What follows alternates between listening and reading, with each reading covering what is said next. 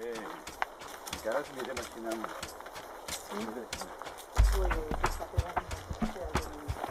No, jo ho sé que està...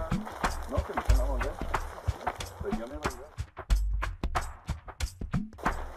Això és la part del parc natural que es va cremar en l'incendi del 94. Sí? Sí, i mira com estan... Està recuperant-se bé, tu? Sí, sí. És de autòcton? Repoblació autòctona? Sí, espontani. Natural, espontani, no? Sí. Però sí que han cuidat a tallar un poquiu, no? No? No, perquè no hi ha pressupost per a res. Això és l'altre costat del Túria, el que es veu, no?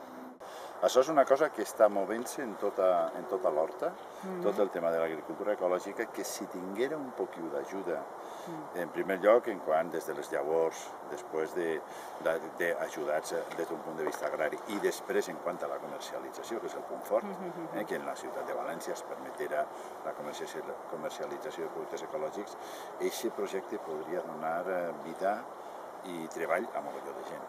Perquè hi ha una necessitat, en València hi ha un mogolló de persones que diuen jo compraria una caixa, jo compraria productes ecològics si la tinguera a prop, si hi hagueren estructures comercials, etc., que no hi ha res. Però, per desgràcia, a la conselleria això no li interessa, jo no sé què es dedica, però...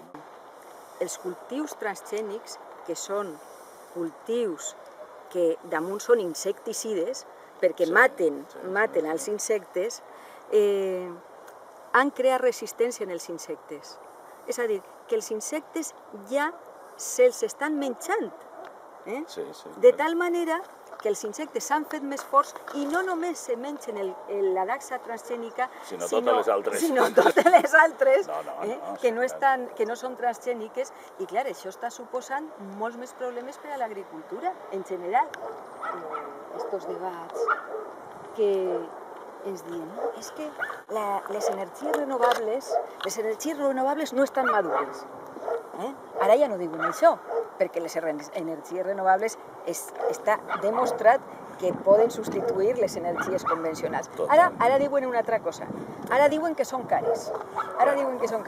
I resulta que el que no diuen és que les energies convencionals, o sigui, les fòssils i les nuclears, tenen 10 vegades més subvencions en la Unió Europea que les energies renovables.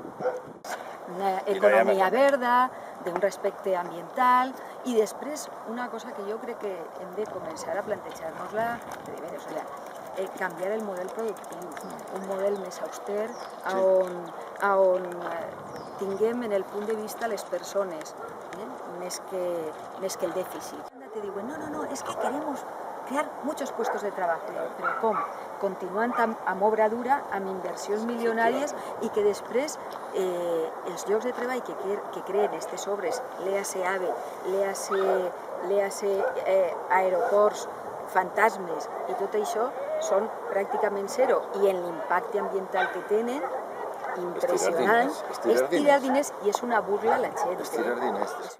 Això de la nova economia verda, que genera llocs de treball, que pot ser una eixida de l'actual crisi, jo crec que és una bona eixida. L'economia del despilfarro de moltes infraestructures, aeroports, com dius i tal, això genera molt atur i això ens du a un caos. Jo crec que està claríssim.